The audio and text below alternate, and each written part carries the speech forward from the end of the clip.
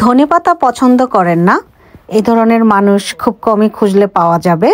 তো বাজার থেকে একটি প্যাকেট কিনে নিয়ে আসলাম, কারণ এবছর আমি আমার বাগানে ধনেপাতার চাষ করব। তো প্যাকেটের মধ্যে দেখলাম এর এক্সপায়ারি ডেট হচ্ছে অগাস্টের 2025। তো আজকে আমি এই ধনের যে প্যাকেটটা দেখতে পাচ্ছেন এখান থেকেই কিছু বীজ নিয়ে আমি এবছরের জন্য সেটাকে রোপণ করব। তো প্রথমে আমি যেটা করছি, কিছু ধনের বীজ নিয়ে এই যে বক্সটা, এই বক্সের মধ্যে আমি একটু হালকা গরম পানি দিয়ে এই ধনের বীজগুলোকে ভিজিয়ে রাখবো।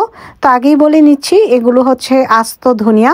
আপনারা চাইলে এই ধনিয়াগুলোকে দুটুকরো করেও বীজ রোপণ করতে পারেন, কিন্তু আমি আস্ত আস্ত ধনিয়াই রোপণ করি সব সময়। আমি এটাকে আর কখনো অর্ধেক করে আমার কখনো বীজ রোপণ করা হয়নি। তো যেহেতু অনেক বীজ আছে আমার কাছে, তো ভাবলাম আর এত কষ্ট করার দরকার নেই, শুধু শুধু হয়তো আমার জন্য টাইম ওয়েস্ট হবে। তো আমি যেটা করলাম, হোল যে ধনিয়াগুলো সেগুলোকে এই যে দেখুন পানিতে ভিজিয়ে রাখলাম। তো এখন আমি এটাকে 3 থেকে 4 ঘন্টা ভিজিয়ে রাখবো। তো 3 থেকে 4 ঘন্টা ভিজিয়ে রাখার পর এই যে দেখুন একটা বক্স নিয়েছি। এটা হচ্ছে আমার মেয়ের জন্য একটা খেলনা কিনে এনেছিলাম, সেই খেলনার বক্সটা দেখতে আমার কাছে এত সুন্দর লাগলো, ভাবলাম এটাতে আমি ধনিয়া রোপণ করি, বক্সটা ফেলবো না। আমরা যখন গ্রোসারি শপে যাই, ছোট ছোট পটের মধ্যে ওরা ধনিয়া পাতা ধনিয়া গাছ বিক্রি করে। তো আমার কাছে এই আইডিয়াটা ভালো লাগলো যে এই যে খেলনার বক্সটা, এটার মধ্যে না ফেলে আমি এর মধ্যে ধনিয়ার বীজগুলো রোপণ করব। যেহেতু উপরে কাভার দেয়া আছে, খুব সুন্দর লাগছিল বক্সটা, আর দু পার্ট দেখতেই পাচ্ছেন। তো প্রথমে আমি হালকা করে কিছু মাটি দিয়ে দিচ্ছি, একদম হালকা করে মাটি দেব, কারণ ধনিয়ার জন্য অত বেশি মাটি প্রয়োজন হয় না। আর আমি এই বক্সটা ঘরেই রাখবো, আর ঘরে রাখবো বলেই আমি অল্প করে এখানে মাটি দিয়ে দিচ্ছি। তো বক্সের দুপাশেই দেখতে পাচ্ছেন মাটি দিয়ে দিলাম। এখন হচ্ছে ফেব্রুয়ারি মাস।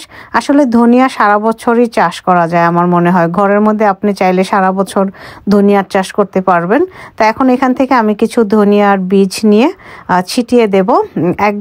অনেকগুলো আমি একসাথে দিয়ে দিলাম। অনেকে ভাববেন যে এতগুলো একসাথে কেন দেওয়া হচ্ছে। কোনো সমস্যা নেই, একসাথেই সবগুলো উঠবে। আপনি উপর থেকে শুধু কেটে, যখনই এই বীজগুলো থেকে চারা উঠবে দেখবেন একসাথে অনেক চারা উঠেছে। এবং আপনি যেটা করতে পারবেন যে উপর থেকে কেটে কেটে খেতে পারবেন, আবার নিচ থেকে উঠবে। উপর থেকে কেটে খাবেন, আবার নিচ থেকে উঠবে। তো আমি এই অর্ধেকের মতো বীজ দিলাম এই বক্সের মধ্যে, আর অর্ধেক বীজ আমি রেখে দিলাম, অর্ধেক বীজ আমি অন্য পটে দেব।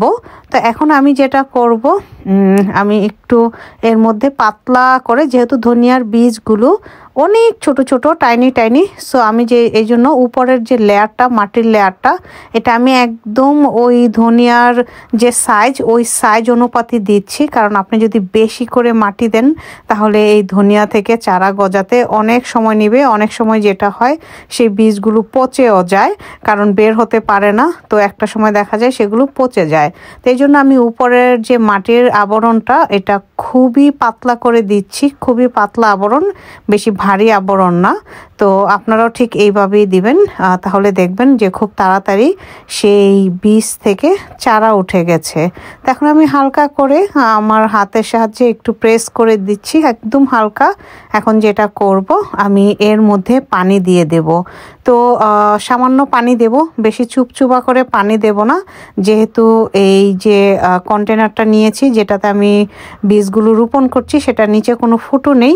সো সেজন্য আমি একদম বেশি করে পানি দেব না, একদম হালকা পরিমাণে আমি পানি দিয়ে উপরটা জাস্ট ভিজিয়ে দেব। ভিজিয়ে তারপরে যেটা করব, যে এই যে উপরে বক্সের যে কাভারটা দেখতে পাচ্ছেন, সেই কাভারটা দিয়ে আমি ঢেকে দেব।